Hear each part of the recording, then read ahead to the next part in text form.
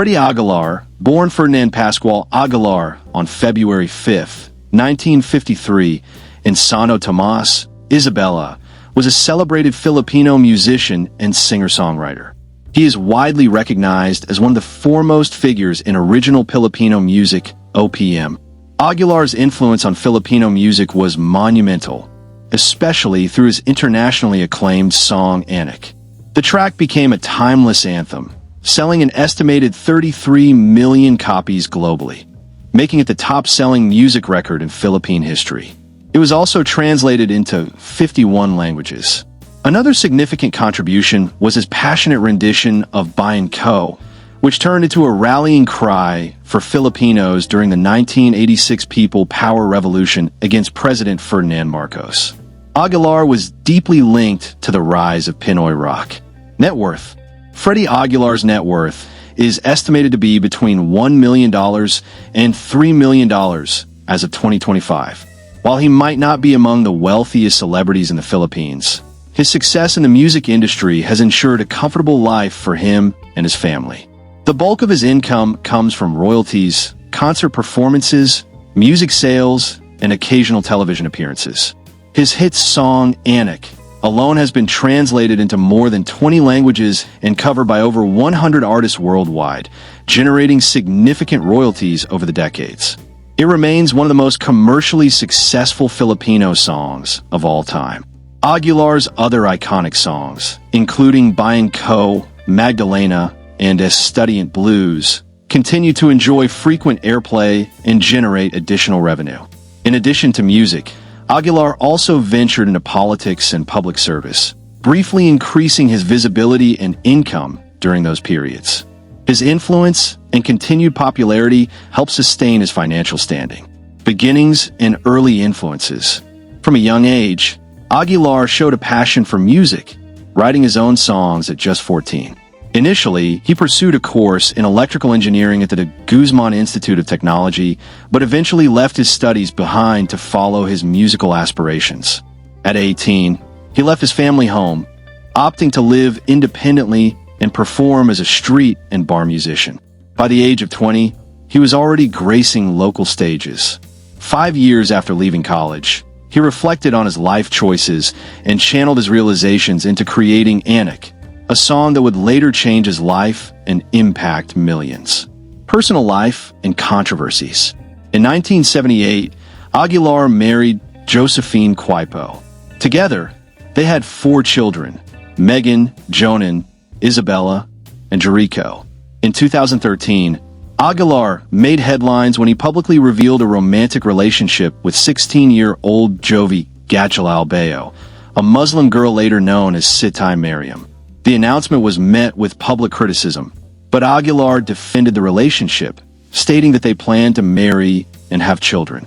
Later that year, the couple was married under Islamic rites in Bulacan, Maguindanao. Aguilar had converted to Islam approximately 6 months before the marriage and adopted the Muslim name Abdul Farid.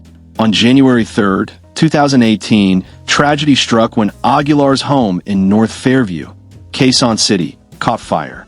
The blaze reportedly originated in his music room and caused approximately 15 million Cuban pesos in damage, destroying his collection of artwork, awards, instruments, and personal memorabilia. Fortunately, his wife, son, and mother-in-law escaped the fire uninjured with the help of nearby residents. At the time, Aguilar was at Ka Freddy's, his bar and restaurant. Breakthrough and rise to global fame. Aguilar's musical career began to blossom in 1973 when he landed a regular gig performing folk music at the Hobbit House in Ermita, Manila, earning 500 Cuban pesos per night. His breakout moment came in 1979 with the release of Anak, which not only topped the charts in the Philippines, but also became a sensation abroad. The song struck a chord with audiences in countries such as Japan, Angola, Malaysia, and various parts of Europe. Anak has been covered in more than 100 versions and translated into 23 languages.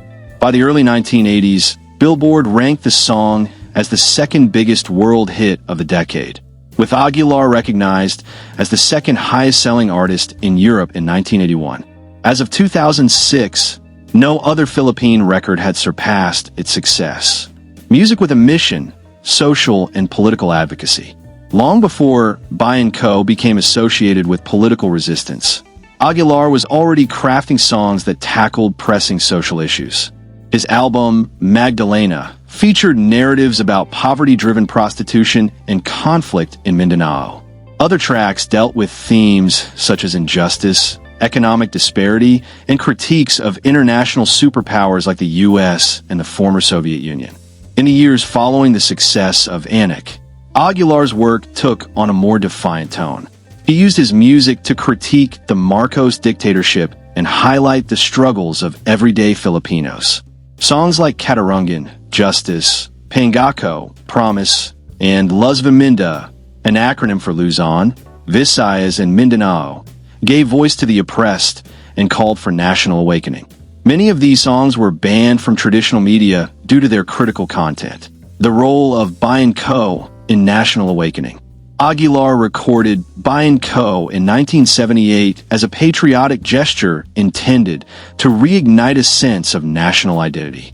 Originally written in 1928 by Constancio de Guzman, with lyrics by Jose Corazon de Jesus, the song was rooted in the country's historical struggle for independence. Aguilar's rendition breathed new life into the piece, turning it into a cultural and political symbol. In the 1980s, as resistance to the Marcos dictatorship intensified following the assassination of opposition leader Benigno Ninoy Aquino Jr., Bayan Ko became the soundtrack of street protests and civic defiance. Freddie Aguilar's performance of Bayan Ko at Aquino's funeral was a defining moment. He recalled that singing the song gave him renewed courage and purpose. Inspired by Aquino's sacrifice, Aguilar committed himself to the movement. He joined forces with other influential musicians like the APO Hiking Society and the growing opposition, often performing at rallies and protest events. Eventually, Aguilar threw his support behind Corazon Aquino's presidential campaign, which led to the historic 1986 People Power Revolution. In interviews, he explained that Bayan Ko encapsulated Filipinos' love for their country and honored the Aquino family's legacy. Today, it remains a powerful protest anthem in the Philippines, continuing impact in later years. Aguilar remained active in the music scene well into the 2000s. In 2008, he received the Asia Star Award at the Asia Model Award Festival in South Korea. Despite his international fame, he chose to stay in the Philippines, where he managed his own establishment, Ka Freddy's, and maintained a loyal fan base both locally and abroad. An advocate for cultural development, Aguilar proposed the establishment of a Department of Culture and Arts. During President Rodrigo Duterte's campaign and subsequent inauguration, Aguilar performed Para Sa Ituni na Pagbabago, a campaign anthem set to the melody of his earlier hit Ipaglalaban Ko. Duterte openly acknowledged Aguilar as one of his favorite singers. In 2019, Aguilar ran for the Philippine Senate as an independent candidate. Although he was endorsed by President Duterte, he failed to secure a seat, finishing 30th out of the 12 positions available. Musical style and influences. Freddie Aguilar was one of the defining voices of Pinoy rock, and his music blended traditional Filipino values with modern folk and rock sensibilities. Influenced by international icons such as Cat Stevens and James Taylor, Aguilar sought to create songs that reflected the Filipino soul. His compositions often explored themes of identity, nationalism, and the struggles of the common people, helping shape a distinctly Filipino genre of music. Passing and legacy.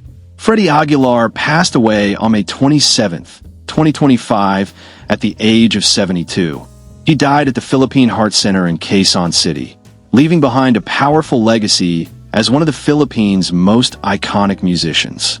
His music, particularly Anak and Bayan Ko, continues to resonate with generations of Filipinos, symbolizing both personal reflection and collective resistance.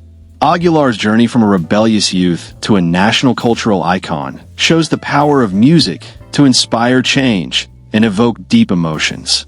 Through decades of artistic output, political engagement, and cultural activism, Freddie Aguilar carved a permanent place in the heart of Filipino music and identity.